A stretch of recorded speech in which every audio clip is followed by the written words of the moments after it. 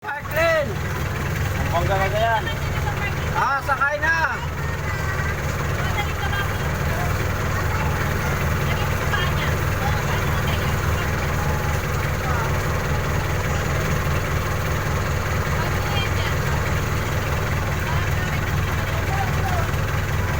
Marvin, may request sa ikotan.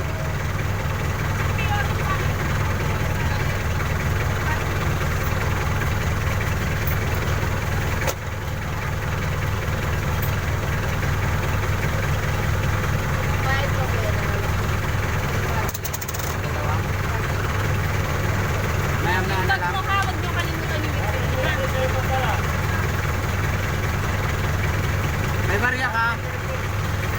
Okay. Barya. Maya na lang. Parklin!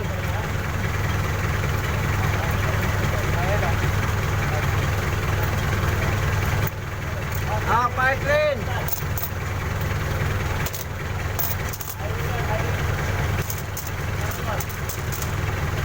Parklin!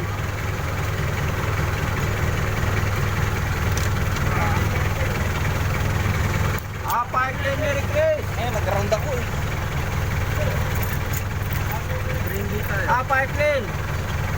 Sasama ka pa sa akin sa green gate? Hindi. Ikaw kami yung ba ng sige. Ano laman ang bag mo? Dalawang hindi. Ay, sige. Ano lang ito mo? Hindi. Ano mo yung cellphone mo? Iuwi ko na yung bag mo. Dalit ko na lang. Sintalan. Hindi na lang yung familiar card na ng pabango, di ba, nung nakaraan? Tapos binigyan na niya ulyawan. Binigyan niya ulyawan ng pabango pa. Dalawang peso. Sabi niya ate, ay ibig sabihin daw. Bang. Ano lang, fishing. Pabango lang na dyan. Hindi mo na lang. Pili ko na lang bukas. Kaya na. Okay, lagyan natin. Sira ko na po bag ko. Bumili kasi ako ng laptop. Di ba nag-SM tayo? May laptop ka pa sa bahay ay.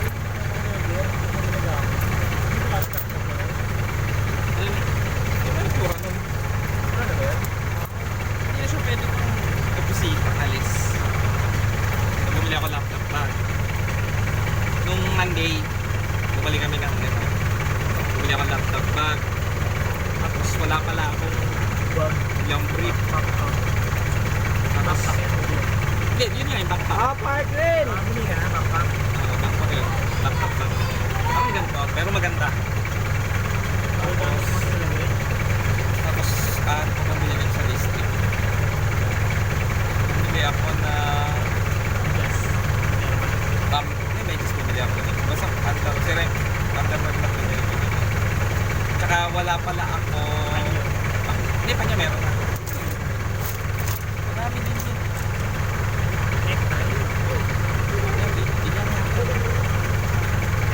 Tapos, kahapon, nag-stay kami ni Ming kasi pupunta siyang video. Yung pagdating namin doon, nakapa ng pila. Sinanggal yung bus. Pagdating kami doon, mga alas 3 yan. Tapos nakapa ng pila, hanggang labas. Parklin! Sabi ko, wala ka, kung mangyaman mo dyan. No. Pinamad na siya. Sabi ko, ano tayo district? Kasi wala pa akong short. Pero ako short na daw. Sabi ko, yata ito. Dalawa, bumili ako dalawa. Pasale kasi. Bumili ako dalawa. Tapos, naghanap ako ng Parklin, Merry Chris! coat. Parang jacket ko na black. Yung binili ko nun sa SF. Pero yung brown. Pero local lang. Hindi siya ganun. Hindi ganun yung tela. Pero ganun yung style. Kasi SM din. Hindi, sa district. Parklin, Merry Di ba Chris! nung nag-SM tayo, may binili ako coat. Yung maganda. Meron ako nakita, 1 kilo. Tapos tamang sa district kami. Meron din ito. Ayaw nga tama. Meron. Tamang ano lang siya, yung tamang conforma lang na iniisip ko kasi. Parklin, Merry Chris! Bili ako nito kung dadalhin ko yung coat ko na ginamit ko sa kasal. Apple. Laspag na kasi yun. Laspag na. Diba kung maganda dalhin ko doon. At least ito, kahit sabihin mong murahin ko, pang ano lang naman ko. Pang nababaw lang. Parang jacket lang ang style niya. Pero Ako coat din siya. na may bago ang ganun. Kasi magagamit tulad din, yung quote ko na binili sa SM, hindi ko naman gagamitin yun sa bahay. Ay, hindi ko naman yung Sasabang? o-office eh. 20. Kumbaga kayo, kung gusto nyo ng coat na, ano, maganda na parang jacket style. Yun kasi ano siya, jacket siya. At style. Yun ang gagamitin ko. Pero pag yung mga pang malakasan. Park Lane, Mary Chris. Ay, tsaka yun nga, pag nagpunta kami sa farms, nagpunta kami sa markets, hindi ko susuot yung apple. Ay, susuot ko yung itim. Parang kung mamantsahan man, okay lang. Tapos meron na nakita parang ano, parang siyang best. Ang puti lang. Kulay gray.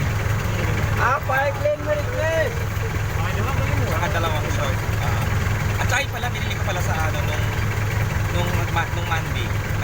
Nung nagpunta kami doon, nung Monday ni Meg. Bumili ako ng sando. Na puti. Park Kasi Lane, wala Mary akong Chris. pag-off. Bili ako ng sandong puti, diba? Tsaka dalawang t-shirt. Bakit na? Parang pag nasa bahay ako, yun ang susuot. Nasa hotel lang ako, yun ang susuot ko. Pag papasok ako ng office, pag-loob siya, diba? Pag uwi ko ng bahay, yung bantang ako ng polo. Yun na yun.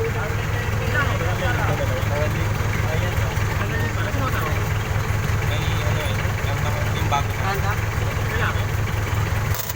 Kung malapit doon, nakakatawa doon sa kanya. Yung nakakatawa. Nahiya lang din ako. Kasi, plano ni Ryan, pagkasamahin kami sa isang room lang. So, isang kukuha ng Airbnb. Isa lang, tapos share na lang kami. Isang room. Okay lang naman sa akin. Kahit sa sopa ako matulog, wala namang problema. Basta nandun ako, tsaka kung gusto ko matulog, pwede ako laki ng Airbnb. Doon na sila nag-stay sa Australia. Kaya, kita kami doon.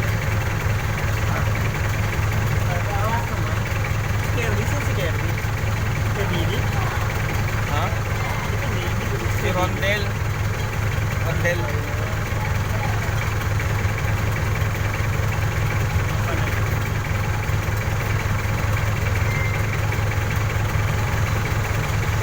Tapos, ang nangyari, sasama yung jowa niya. Kaya naman isang room pa rin kami tatlo. Ang babayad ng ticket ng jowa niya, sila. Sasabay lang. Kasi nga may accommodation eh. Siyempre, alam ka naman tatlo kami doon. Awkward doon, kahit ako eh. Kukuha na lang nila ako ng bago bilang ibang room.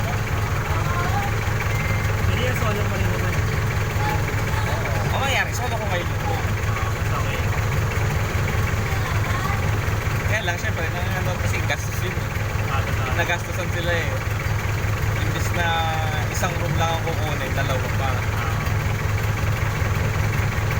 Ewan ko kung anong plano nila. Oh, kasi ayaw niya. May ano nga, operation niya. At saka kaya hindi rin siya nag-renew ng passport. Siyam.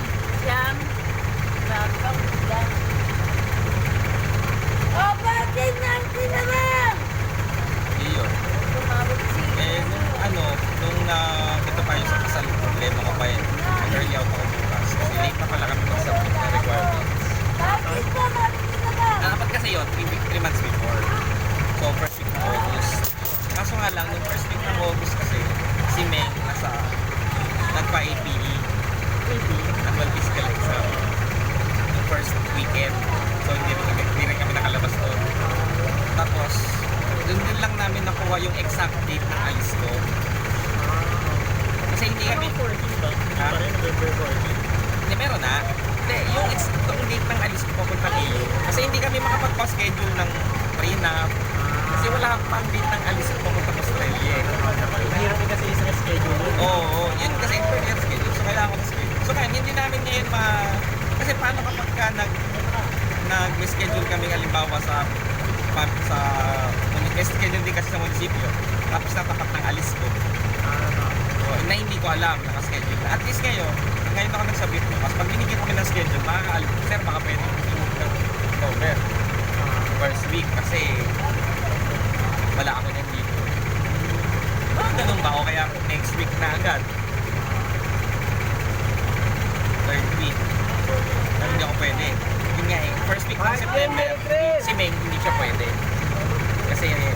Dante Hospital sila eh. Tapos nagpapagaling yung mama niya. Second week ng September, hindi naman, technically, hindi pa siya pwede. Kasi papagaling yung bus day. Tapos ako naman, like, ano nun, busy week ko nun. Kasi yung month end yun, busy week ko yun. Hindi ako talaga pwede. Tapos, third week ng September, saka fourth week ng September, wala na ako dito. Ang balik ko, October na. October na katagal ang makakapagpasko. Oo, October na is hindi, okay lang yun. Ang kailangan makuha namin niya yung, pero kailangan ko yung linggo to, matapos namin yung PT, yung pagkuha ng measurement. Kasi kukuha ng sukat yung mga entourage, yung parent natin damit. So, ang plano kong gawin doon, ay hindi sa akin tayo bubaba, sa coastal na tayo bubaba. Ha? Entourage. Park lane, Mary Chris! Mama, ninong-ninang wala naman yun.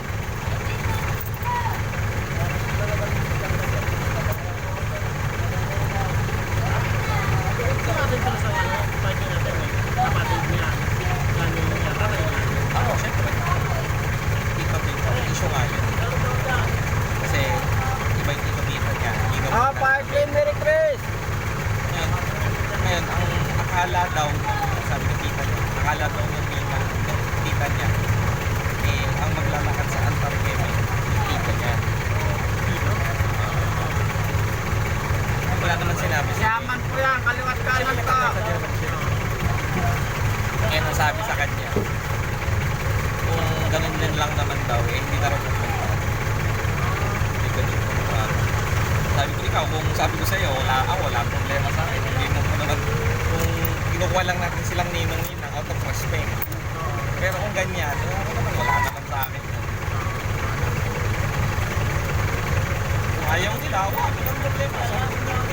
Sabi ko, hindi mo kailangan ng drama sa kasunod. Problemahin niyo pa yun. Kung problemahin mo pa yun, hindi anak ko naman sila. Ba't hindi na lang yun yung pagkaluin nila? Oo. Hindi kasi magkagalit yun eh, yung tita tsaka yung tata. Galit sa tata. Hindi niya yung para pag-desisyon na niya. Hindi pa kinakausap ni Ming ulit. Kasi nga, operahan yung mama niya. So sabi ni Meng, papatapos niya muna yung opera. Tapos na kanya kakausap. Hindi, tsaka kasal naman natin eh. Kasal namin yun. Oo, parang, kaya hindi ba kasal? Yung anak, may anak naman siya. Pare, kakasal. Yun. Park lane, Mary Chris! Sabi ko, kung ito kayo na Edward.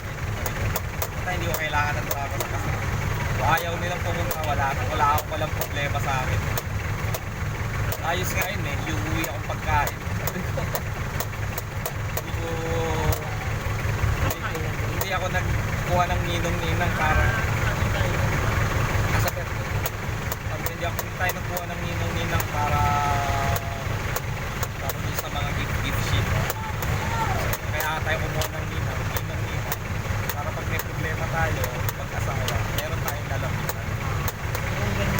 Eh kung yun din lang naman, eh kung tayo na hindi na si Ron Talon, si Neila trabaho ko, tapos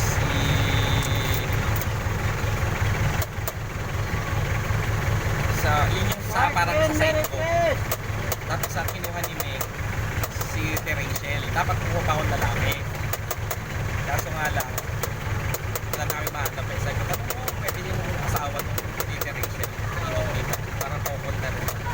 Park lane, Mary Chris! Tapos yung ito. Ano pala yun? Inaayos ko pa nga. Park lane! Sakit sa ulo. Tapos ngayon ko lang inaayos. Kaya nabubuisit yan. Puro kasi orangan na ko.